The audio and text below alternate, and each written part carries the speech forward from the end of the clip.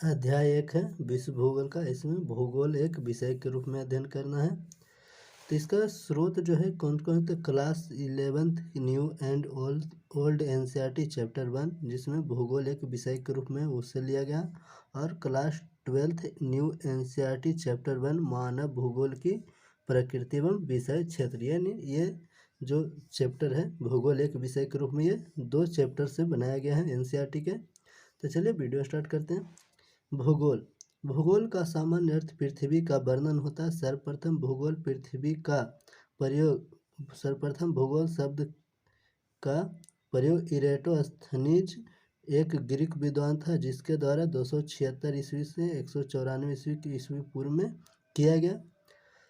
यह शब्द ग्रीक भाषा के 2 मूल शब्द जियो, जिसका अर्थ है पृथ्वी, एवं ग्राफोस यानी वर्णन, जिसका अर्थ है वर्णन, से मिलकर बना है। दोनों को एक साथ रखने पर इसका अर्थ होता है पृथ्वी का वर्णन। भूगोल के लिए अंग्रेजी शब्द जियोग्राफी है, जिसकी शाब्दिक परिभाषा होती है पृथ्वी तथा इसके ऊपर जो कुछ भी है उसके बारे में लिखना या वर्णन करना। 19वीं शताब्दी के प्रारंभ में भूगोल का विषय के रूप में अध्ययन प्रारंभ हुआ। German भूगोलवेत्ता AB. हम्बोल्ट तथा कार्ल रिटर ने इसमें पथ प्रदर्शक के रूप में कार्य किया। भूगोल प्रकृति तथा मानव की समग्र इकाई के रूप में अंतः प्रक्रिया के अध्ययन से संबंधित है। मानव प्रकृति का एक अंगभूत भाग है तथा वह प्रकृति पर अपनी छाप छोड़ता है। प्रकृति मानव जीवन के विभिन्न पक्षों को प्रभावित करती है। इसकी छाप उसके वस्त्र, आवास, व्यवसाय आदि पर देखी जा सकती है। मानव ने अनुकूल तथा अपरिवर्तन के माध्यम से प्रकृति से समझौता किया है। भूगोल की परिभाषाएं। रिचर्ड हर्टशोर्न के अनुसार भूगोल का उद्देश्य धरातल की प्रादेशिक क्षेत्रीय भिन्नता का वर्णन एवं व्याख्या करना है। अल्फ्रेड हैटनर के अनुसार भूगोल धरातल के विभिन्न भागों में कारणात्मक रूप से संबंधित तथ्यों में भिन्नता का अध्ययन करना है। मानव पर्यावरण के संबंध के रूप में भूगोल।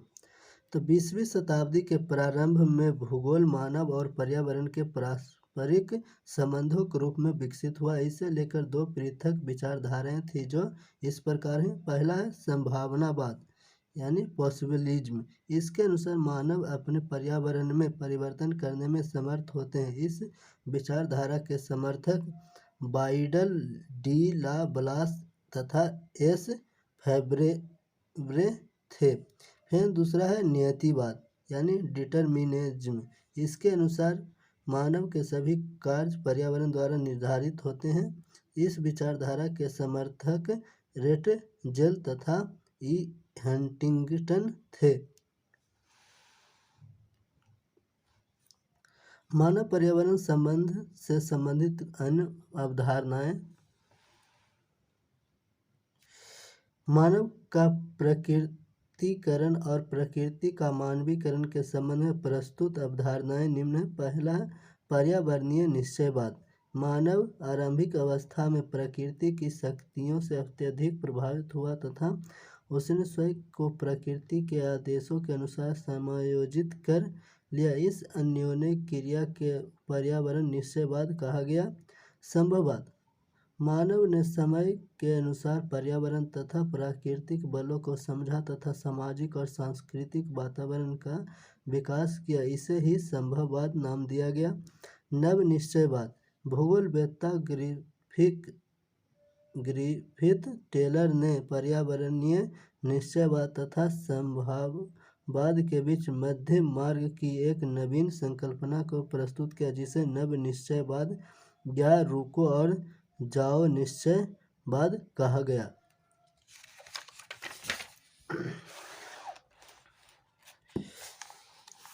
यह संकल्पनात्मक ढंग से एक संतुलन बनाने का प्रयास करता है जो संभावनाओं के मध्य अपरिहार्य चयन द्वैतवाद को निष्फल करता है। भूगोल की शाखाएं।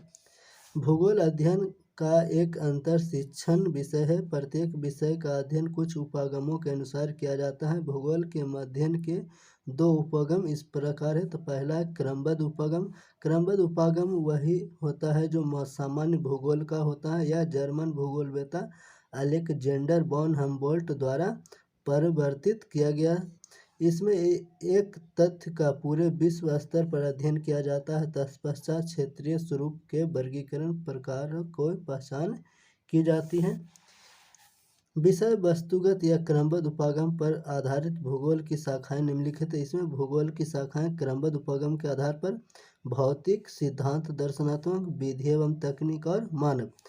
सिद्धांत दर्शनात्मक शास्त्र को दो भागों में बांटा गया है, भौगोलिक चिंतन और मानव पारिस्थितिक, जिसे भू एवं मानव पारस्परिक क्रिया के बारे में जानता है। दूसरा विधि एवं तकनीक को मानचित्र कला, मात्रात्मक तकनीक, क्षेत्रीय सर्वेक्षण विधि और भू संरचना बांटा गया। फिर क्षेत्रीय सर्वेक्षण विधि को GSI, GPS और LIS के बारे में बांटा गया।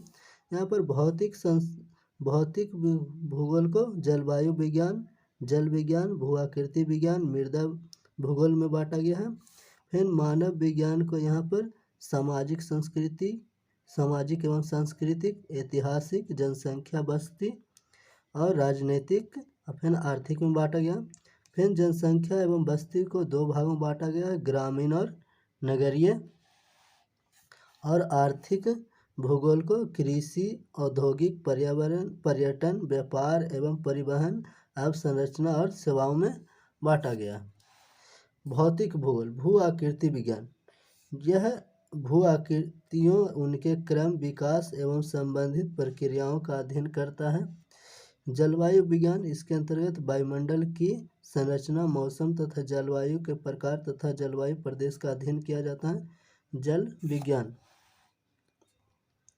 यह धरातल के जल परिमंडल, जिसमें समुद्र, नदी, झील तथा अन्य जलाशय सम्मिलित हैं, तथा उसका मानव सहित विभिन्न प्रकार के जीवों एवं उनके कार्यों पर प्रभाव का अध्ययन करता है।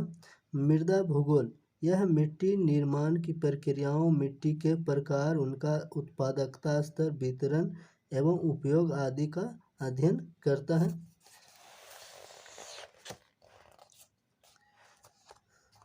फिर हमारा है मानव भूगोल, सामाजिक या सांस्कृतिक भूगोल। इसके अंतर्गत समाज तथा इसकी स्थानिक या प्रादेशिक गत्यात्मकता एवं समाज के योगदान से निर्मित सांस्कृतिक तत्वों का अध्ययन किया जाता है। दूसरा है जनसंख्या एवं अधिवास भूगोल, यह ग्रामीण तथा नगरीय क्षेत्रों के जनसंख्या वृद्धि, उसका वितरण, घनत्व, लिंग अनुपात, प्रवास एवं व्यावसायिक संरचना आदि का अध्ययन करता है। जबकि अधिवास भूगोल में ग्रामीण तथा नगरीय अधिवासों के वितरण, प्रारूप तथा अन्य विशेषताओं का अध्ययन किया जाता है। आर्थिक भूगोल, यह मानव की आर्थिक क्रियाओं जैसे कृषि, उद्योग, पर्यटन, व्यापार एवं परिवहन, अवस्थापना, तत्व तथा सेवाओं का अध्ययन करता है। ऐतिहासिक भूगोल, यह उन ऐतिहासिक क्रियाओं का अध्ययन करता है जो क्षेत्र को संगठित करती है। प्रत्येक प्रदेश वर्तमान स्थिति में आने से पूर्व ऐतिहासिक अनुभवों से गुजरता है। भौगोलिक तत्वों में भी सामयिक परिवर्तन होते रहते हैं और इसी की व्याख्या ऐतिहासिक भूगोल का ध्येय है। अब हमारा है राजनीतिक भूगोल, यह प्रत्येक क्षेत्र को राजनीतिक घटनाओं की दृष्टि से देखता है एवं सीमाओं के निकटस्थ पड़ोसी इकाइयों के मध्य भूवैन्यासिक संबंध, निर्वाचन क्षेत्र का परिसीमन एवं चुनाव परिदृश्य का विश्लेषण करता है। साथ ही जनसंख्या के राजनीतिक व्यवहार को समझने के लिए सैद्धांतिक रूप से रेखा विकसित करता है। अब हमारा है जीव भूगोल, भौतिक भूगोल एवं मानव भूगोल के अंतरा पृष्ठ के फलस्वरूप जीव भूगोल का भेद हुआ। इसके अंतर्गत निम्नलिखित शाखाएं सम्मिलित है। जीव भूगोल, इसमें पशुओं एवं उनके निवास क्षेत्र के स्थानिक स्वरूप एवं भौगोलिक विशेषताओं का अध्ययन किया जाता है। वनस्पति भूगोल, यह प्राकृतिक वनस्पति का उनके निवास क्षेत्र में स्थानिक प्रारूप का अध्ययन करता है।